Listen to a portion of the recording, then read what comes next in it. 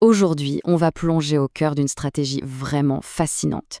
On va voir comment une profession de la santé, la naturopathie, est en train de s'organiser de manière très méthodique pour se faire une place, une vraie place, sur la scène mondiale.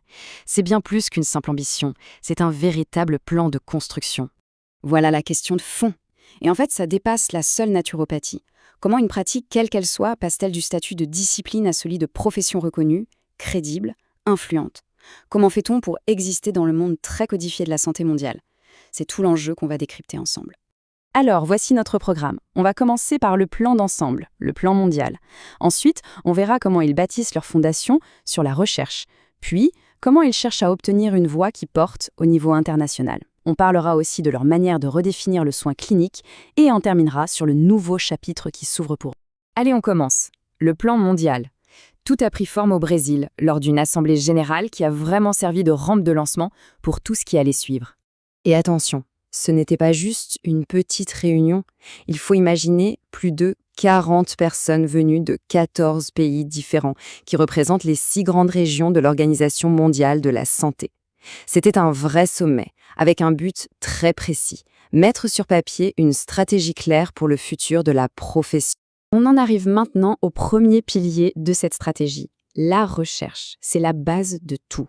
Pour être crédible, pour être pris au sérieux, il n'y a pas de secret. Il faut s'appuyer sur des preuves, sur de la science solide. C'est tout simplement non négociable. Et pour bien comprendre l'ampleur du travail, retenez bien ce chiffre, 10 000. C'est le nombre vertigineux d'études qui ont servi de point de départ à un immense projet de recherche. Un projet sur un sujet majeur de santé publique, la résistance aux antimicrobiens. Ce qui est impressionnant ici, c'est la rigueur du processus. C'est un vrai travail de fourmi. Passer de 10 000 articles à seulement 100, ça veut dire qu'on a fait un tri extrêmement sélectif pour ne garder que le meilleur. C'est une façon de dire au monde scientifique, regardez, notre démarche est sérieuse, elle est méthodique, et voici les preuves qu'on a rassemblées. Bien sûr, derrière ces chiffres et ces étapes, il y a des êtres humains, des chercheurs du monde entier qui mettent en commun leurs compétences. C'est un effort collaboratif, global, pour construire cette base de connaissances. Et à la fin, le résultat de tout ça, ce ne sont pas juste de belles intentions, ce sont des objectifs très concrets. Il ne s'agit pas seulement de faire de la recherche, mais de bâtir toute l'infrastructure nécessaire, créer des partenariats, offrir des formations et même développer une sorte de boîte à outils pour aider les professionnels sur le terrain. Bon, avoir une recherche en béton, c'est une chose. C'est la première étape. Mais si personne ne vous entend, ça ne sert pas à grand-chose. La question c'est comment on passe du laboratoire au couloir des grandes organisations de santé. C'est tout le défi de ce deuxième pilier. Et là, on touche à un point crucial. L'Organisation mondiale de la santé, dans sa manière de voir les choses, elle pense en termes de produits, comme des plantes, de pratiques, comme l'acupuncture, et de praticiens, donc des individus. Mais il y a une case qui manque, la case profession. Tant qu'on n'est pas reconnu comme un corps de métier organisé, on ne peut pas vraiment discuter d'égal à égal. C'est un vrai plafond de verre. Alors face à ce mur, qu'est-ce qu'ils ont fait?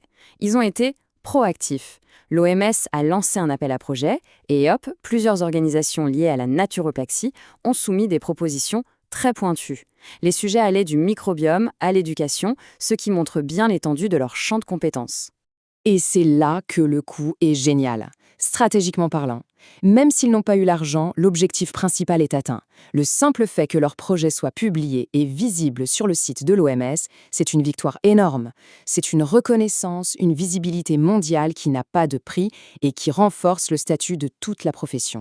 On passe au troisième pilier, et celui-ci est peut-être le plus audacieux de tous. Ici, l'idée, c'est carrément de redéfinir les règles du jeu en créant un nouveau type de guide clinique.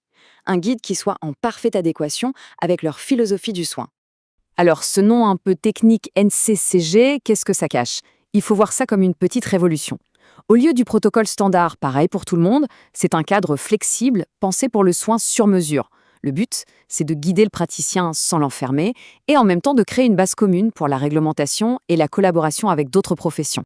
Cette phrase, elle est fondamentale. Elle résume tout le changement de perspective. On ne se concentre plus sur le traitement standard, mais sur l'évaluation constante de la personne. Ça veut dire concrètement que c'est le soin qui s'adapte au patient et pas le patient qui doit rentrer dans la case du traitement. Et là, on boucle la boucle, on revient au cœur de l'ADN de la naturopathie.